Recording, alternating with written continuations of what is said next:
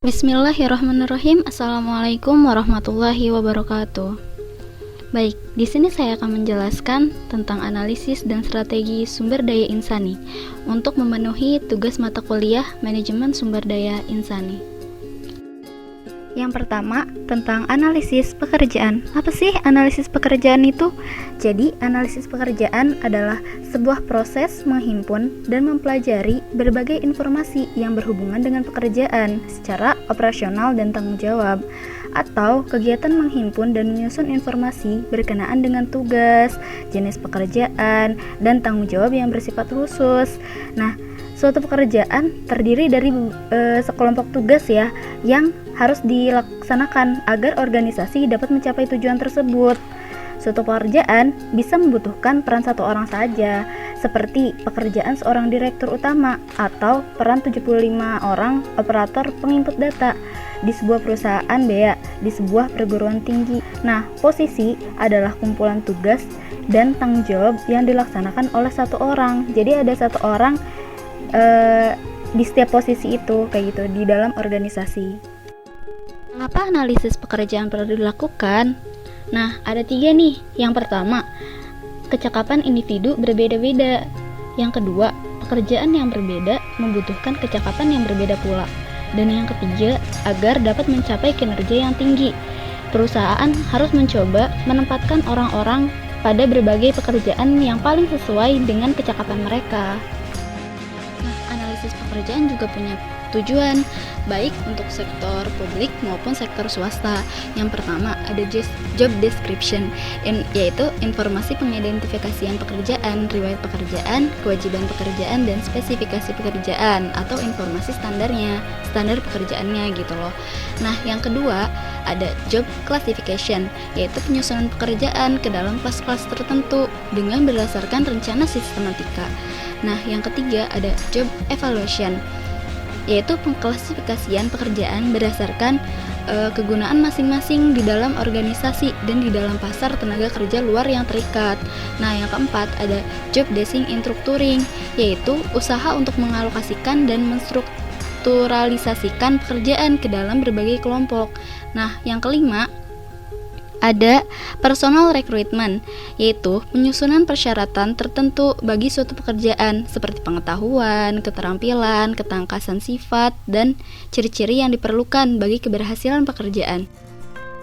Yang keenam, performance appraisal, yaitu mempengaruhi para pekerja melalui keputusan-keputusan administrasi dan memberikan informasi kepada para pekerja tentang kemampuan dan kekurangan yang berkaitan dengan pekerjaan masing-masing. Yang ketujuh, ada worker training, tujuannya untuk pelatihan. Dan yang kedelapan, worker mobility, yaitu mobilitas pekerja atau karir. Jadi dinamika keluar masuknya seseorang dalam pekerjaan atau jabatan tertentu. Yang kesembilan ada efisiensi, yaitu penggabungan proses kerja yang optimal dan rancangan keamanan dari peralatan dan fasilitas fisik lainnya dengan referensi tertentu termasuk prosedur kerja, susunan kerja, dan standar kerja. Yang ke-10 ada safety, yaitu identifikasi dan peniadaan perilaku-perilaku kerja yang tidak aman. Yang ke-11 ada human research planning, yaitu kegiatan antisipatif dan reaktif melalui suatu organisasi untuk memastikan organisasi tersebut memiliki jumlah dan macam orang pada tempat yang tepat gitu. Nah, yang ke-12 itu ada legal, yaitu aturan dan ketentuan lainnya yang berkaitan dengan organisasi.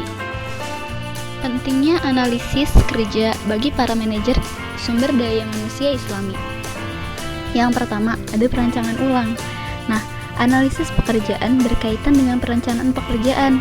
Seringkali suatu perusahaan akan berusaha untuk merancang ulang pekerjaan agar dapat membuatnya lebih efektif dan efisien.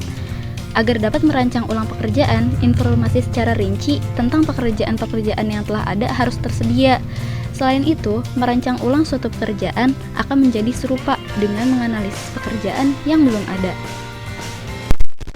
Yang B, perencanaan SDMI, yaitu proses perencanaan ini memerlukan informasi yang tepat tentang tingkat keterampilan yang diperlukan dalam berbagai pekerjaan untuk menjamin bahwa di dalam organisasi tersedia SDMI yang cukup untuk memenuhi kebutuhan rencana strategis SDMI. Yang C, seleksi, yaitu seleksi SDMI mengidentifikasi pelamar yang paling berkualitas untuk dipekerjakan.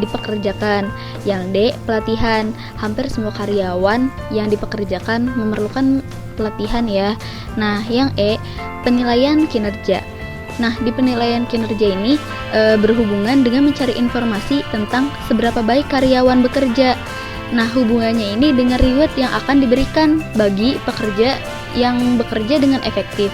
Nah, upaya peningkatan efektivitas kerja bagi yang bekerja kurang efektif, atau untuk memberikan hukuman atau surat peringatan bagi yang bekerja kurang efektif.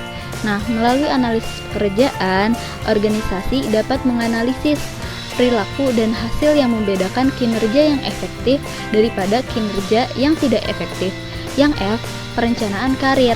Nah, perencanaan karir ini berhubungan dengan mencocokkan keterampilan dan aspirasi individu dengan kesempatan yang ada atau yang akan ada di dalam organisasi tersebut. Yang G, evaluasi pekerjaan. Nah, proses evaluasi pekerjaan berkaitan erat dengan penilaian relatif rupiah dari masing-masing pekerja terhadap organisasi untuk menentukan struktur pembayaran yang berkeadilan distributif secara internal. Pentingnya analisis kerja bagi manajer lini. Yang pertama, manajer harus memiliki informasi tentang seluruh pekerja dalam unit pekerja secara rinci untuk memahami proses alur kerja. Yang kedua, manajer perlu memahami persyaratan pekerjaan untuk membuat keputusan penerimaan yang masuk akal. Dan ketiga, manajer bertanggung jawab untuk menjamin agar setiap individu melakukan pekerjaannya dengan baik. Maka, manajer harus memahami dengan jelas tugas-tugas yang diperlukan dalam setiap pekerjaan. Nah, manfaat dalam menganalisis pekerjaan dalam suatu pengorganisasian. Yang pertama, untuk memudahkan dalam menganalisis susunan kepegawaian atau informasi pekerjaan. Yang kedua, mempermudah dalam desain organisasi atau menganalisis elemen dan menyusun posisi organisasi. Yang ketiga, untuk meningkatkan metode pekerja, mengurangi kesalahan, eliminasi yang tidak perlu, dan perbaikan kerja atau redesign pekerjaan. Informasi analisis pekerjaan. Yang pertama, ada jenis analisis pekerjaan, dan yang kedua, ada tahapan untuk menganalisis pekerjaan. Jenis analisis pekerjaan. Nah, yang pertama ada analisis pekerjaan tradisional. Model tradisional ini hanya mencari informasi 3 aspek, antara lain tanggung jawab yang merinci unit organisasi kepada suatu kedudukan dan harus bertanggung jawab, harus tunduk kepada pengarahan dan bagian pelaksanaan, kewajiban-kewajiban umum dari seseorang yang sedang memegang suatu kedudukan, kualifikasi minimal yang diterima sebagai kelayakan. Nah, yang kedua itu ada uraian pekerjaan, yaitu merupakan suatu pernyataan tertulis tentang tugas-tugas, kegiatan-kegiatan yang disyaratkan oleh sebuah posisi dan tanggung jawab dari pekerjaan ini. Berarti bahwa uraian pekerjaan akan memberikan gambaran yang jelas tentang apa yang diharapkan untuk dilaksanakan oleh karyawan. Nah, uraian pekerjaan ini juga dapat diamati kayak gitu.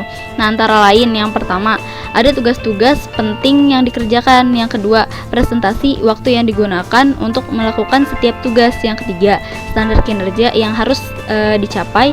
Yang keempat, ada kondisi kerja dan kecelakaan yang mungkin terjadi. Yang kelima, jumlah karyawan yang melakukan suatu pekerjaan dan kepada siapa mereka melapor gitu. Nah, yang terakhir, mesin dan peralatan yang digunakan. Nah, yang ketiga, ada spesifikasi pekerjaan, yaitu merupakan sebuah daftar yang berisikan pengetahuan, keterampilan, kemampuan, dan karakteristik lainnya yang harus dimiliki seseorang untuk melaksanakan pekerjaan, kayak gitu. Tahapan untuk menganalisis pekerjaan. Yang A, ada identifikasi pekerjaan yang akan dianalisis. Jadi, sebelum mengumpulkan informasi pekerjaan, para analisis terlebih dahulu melakukan inventarisasi atau mengenali pekerjaan yang ada. Nah, yang B, menyusun kuesioner. Kuesioner yang akan diajukan untuk menganalisis pekerjaan terdiri dari tugas-tugas, tanggung jawab, kemampuan karyawan, dan standar kinerja dari pekerjaan yang akan diamati gitu, yang diamati. Nah, yang C, mengumpulkan informasi analisis pekerjaan. Nah, selain dengan cara yang telah dikemukakan tadi, cara yang dapat digunakan untuk menganalisis pekerjaan adalah dengan menggunakan kinerja karyawan, observasi, wawancara, dan catatan harian karyawan tersebut. Metode analisis pekerjaan, analisis jabatan merupakan salah satu proses penting yang menempatkan orang yang tepat pada posisi yang tepat pula. Nah, ada beberapa metode nih. Yang pertama, ada kuesioner analisis posisi. Nah, bagian ini diawali dengan POQ karena merupakan metode yang paling luas dan yang paling sering digunakan untuk menganalisis pekerjaan. Nah, berikut ada 6 nih prosesnya. Yang pertama, informasi input. Nah, di mana dan bagian pekerjaan mendapat informasi yang diperlukan untuk melakukan pekerjaan. Yang kedua, ada proses mental, yaitu alasan, pengambilan keputusan, perencanaan, dan pengelolaan informasi yang terkait dengan pelaksanaan pekerjaan. Yang ketiga, output pekerjaan. Nah, seperti aktivitas fisik, peralatan, dan alat-alat khusus yang digunakan oleh pekerja untuk melakukan pekerjaan. Yang keempat, hubungan dengan orang lain, yaitu hubungan dengan orang lain yang diperlukan untuk melakukan pekerjaan. Jadi kayak rekan kerja kayak gitu. Nah, yang kelima, ada konteks pekerjaan. Nah, konteks fisik dan sosial di mana pekerjaan dilakukan. Dan yang terakhir, ada karakteristik lainnya. Berbagai aktivitas lah di sini, kondisi dan karakteristik lain selain dari yang sudah disebutkan sebelumnya. Kemudian yang B, ada sistem analisis pekerjaan Fleischmann, yaitu menganalisis informasi tentang karakteristik pekerja yang menjelaskan atribut individu yang mempengaruhi perbedaan performa. Nah, sistem ini berdasarkan pada pengklasifikasian kemampuan berdasarkan semua dimensi yang relevan dengan pekerja, contoh fisik, psikomotorik, kemudian kemampuan sensori, dan lain-lain. Nah, yang C, ada jaringan informasi jabatan. Nah, di Indonesia nama-nama jabatan dapat diketahui dari dalam beberapa buku klasifikasi jabatan Indonesia yang diterbitkan pada tahun 1987, disusun oleh Departemen Tenaga Kerja dan diterbitkan pada tahun 1987 oleh Armas Duta Jaya di Jakarta. Nah, buku ini disusun berdasarkan buku International Standard Classification Occupation atau ISCO pada tahun 1968 yang disesuaikan menurut kebutuhan yang ada di Indonesia. Nah, yang D, metode observasi. Pada metode analisis jabatan yang merupakan observasi ini, seorang analisis jabatan itu mengamati seorang karyawan dan mencatat semua tugasnya, baik yang dilakukan maupun tidak, baik itu tanggung jawabnya maupun itu bukan tanggung jawabnya. Nah, tiga teknik khusus untuk metode observasi. Yang pertama, ada pengamatan langsung. Nah, pengamatan langsung ini mengamati secara langsung dan melakukan pencatatan perilaku seorang karyawan dalam situasi yang berbeda-beda. Yang B, analisis metode kerja, yaitu analisis pengamatan yang meliputi waktu dan gerak secara khusus. Teknik analisis ini biasanya digunakan pada karyawan pabrik yang melakukan perakitan. Yang C, yaitu teknis insiden kritis, yaitu teknik insiden kritis yang mengidentifikasi perilaku kerja yang menghasilkan kinerja. Dan yang E, metode wawancara. Wawancara adalah pengumpulan data dan informasi dengan cara mengajukan pertanyaan langsung kepada karyawan. Nah, pada umumnya ada 3 jenis wawancara nih. Yang pertama, jenis wawancara individual. Wawancara individual ini dilakukan langsung kepada karyawan yang terkait. Yang kedua, wawancara kelompok. Nah, itu wawancara yang dilakukan dengan kelompok karyawan yang mengerjakan pekerjaan yang sama. Yang ketiga, itu wawancara dengan penyelia atau supervisor, yaitu wawancara yang dilakukan dengan atasan yang bersangkutan yang mengetahui pekerjaan tersebut, kayak gitu. Rancangan pekerjaan. Rancangan pekerjaan adalah proses penentu tugas-tugas yang akan dilaksanakan, metode-metode yang digunakan untuk melaksanakan tugas ini, dan bagaimana pekerjaan tersebut berkaitan dengan pekerjaan lainnya di dalam perusahaan tersebut. Nah, dalam perancangan ini ada 3 hal yang perlu diperhatikan. Yang pertama, rancangannya harus mencerminkan pemenuhan tuntutan lingkungan. Yang kedua, mencapai hasil dan kepuasan pekerjaan yang maksimal. Dan yang ketiga, para pelaksana harus mampu berperan sebagai umpan balik. Mekanistik. Dengan menggunakan manajemen ilmiah untuk proses perancangan pekerjaan, produktivitas dapat dimaksimalkan karena fokus pendekatan ini ada pada perancangan pekerjaan di sekitar konsep-konsep mengenai spesialis tugas. Nah, penyederhanaan keterampilan dan repetitif sedemikian rupa sehingga pekerjaan menjadi begitu sederhana sehingga siapapun dapat dilatih secara cepat dan mudah untuk melakukannya.